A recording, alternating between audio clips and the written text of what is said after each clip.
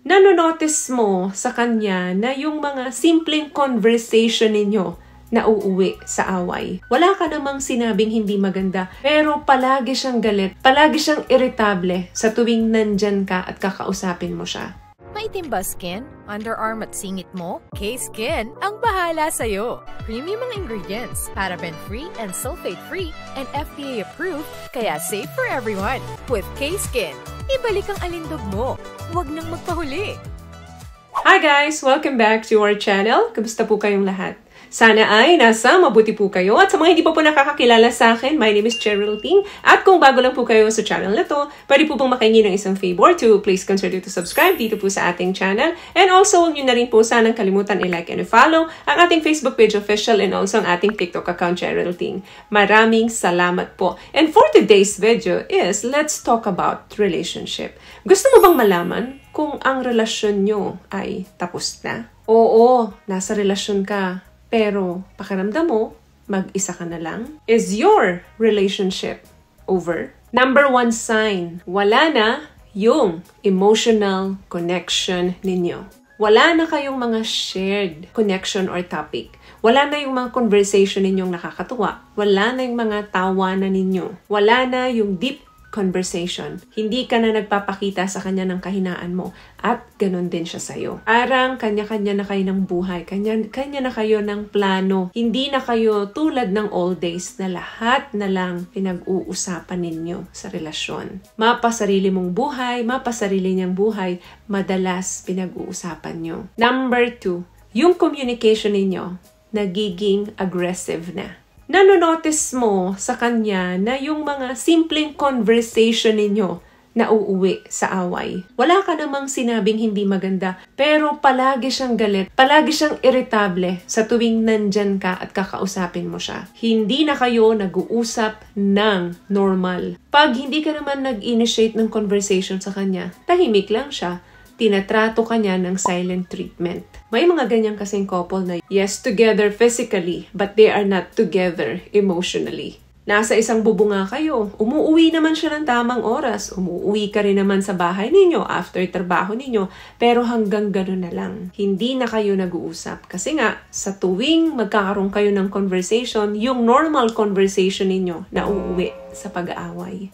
You grow, but not together. Pangatlo, ito yung naaalala mo na lang is yung mga pangit na memories. Hindi ibig sabihin nun na nakalimutan mo yung good memories. Nawawala lang yung good memories dahil nandun yung galit, nandun yung inis doon sa partner mo. Dahil nga, wala na yung pagmamahal. At hindi siya nakakabawi doon kaya tuloy-tuloy yung pag-fade nung love mo doon sa tao. Sign yan na hindi na talaga magtatagal yung relationship ninyo kasi na-wipe out na yung mga magagandang memories ninyo together. So, dahil nga nakafocus ka dun sa anger, yung bad memories lang ang naiiwan sa isip mo. Hindi niya na nakikita yung magaganda pang nasa paligid niya. Hindi niya na nakikita yung mga magaganda sa'yo. Imagine, effort ka ng effort, tapos hindi niya na nakikita yon. Hindi na siya grateful na nandyan ka sa buhay niya. Kaya yung mga bad memories na lang ang naiiwan sa kanya. Yung mga mali na lang sa'yo, yung mga napupuna niya. Lahat ng masasaya ninyong memories,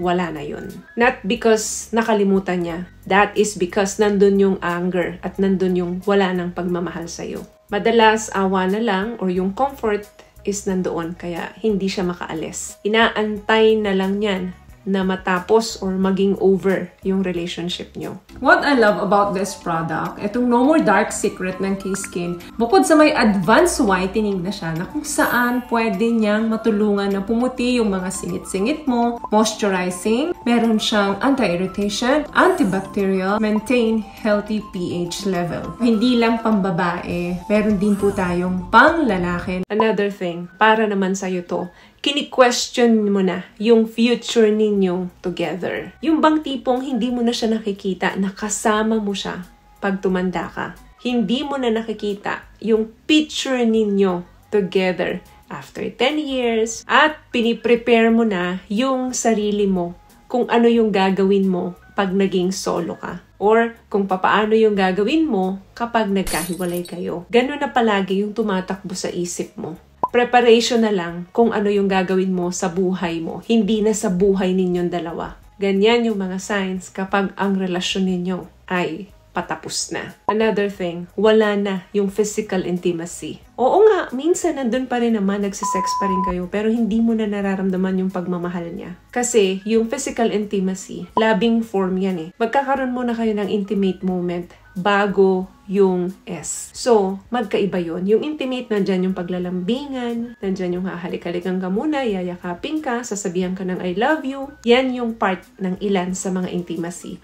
Pero, kapag ka wala na yung feelings, mararamdaman mo yan pag nakikipagtalik sa iyo yung partner mo. Maaring nangyayari na lang yun, ginagawa na lang yun dahil hinahanap ng katawan. Another thing, hirap ka nang magtiwala sa kanya. Ang mistrust po, wildfire yan sa isang relasyon. Kapag yan ang nawala, sunog na ang relasyon nyo. Nangyayari yan in stages. First level, second level, up to hanggang mataas na yung stage na hindi mo na talaga maibalik yung trust mo dun sa partner mo. Pag marami ng doubt and unresolved problem sa relationship nyo na hindi mo na talaga mahabol, yan na yung sign na your relationship is over. Napaka-importanting pillar ng trust sa relasyon. Yung tipong matatakot ka na sa partner mo kasi hindi mo na nga siya kilala dahil wala na yung trust. And last one, hindi naman para sa lahat to. Pero, nag-uumpisa ka nang mag-fantasize ng ibang tao. Minsan, normal naman to kahit mahal mo pa yung partner mo. Pino-fantasize mo yung isang magandang babae, artista, or mga Hollywood star. Yung mga ganyan, normal naman yan. Hanggang dun lang naman kasi alam mo hindi naman mangyayari yun at hindi mo rin naman gagawin. Pero yung nagpo-fantasize ka na ng ibang tao na what if eto yung pinili ko nung mga time na yon? What if eto yung kasama ko? Yung mga ganong pag-iisip na distract na yung relationship mo doon sa partner mo. Tapos tuloy-tuloy ito, palaging nasa isip mo. Talagang mawawalan ka na ng gana or mawawala na yung pagmamahal mo doon sa partner mo. Kasi nga iniisip mo, iba na yung kasama mo. Inaantay mo na lang na matapos yung relasyon nyo. Very unsupportive na kayo sa isa't isa. Wala na rin kayo mga pakialam sa mga goals ninyo. Yan yung mga senyales na your relationship is over. Ilan sa mga senyales na yan ang meron ka ngayon. So, may nakuha ka bang tips sa mga napag-usapan natin ngayon? At kung nagustuhan mong ating video, please give it a thumbs up, comment down below, and also share this video na rin po sa mga kaibigan na sa tingin yung matutulungan ng video natin. Once again, palagi po kayong mag-iingat at palagi po kayong manalangin. Thank you guys for watching and see you in our next one. Always love yourself and be a blessing. Bye!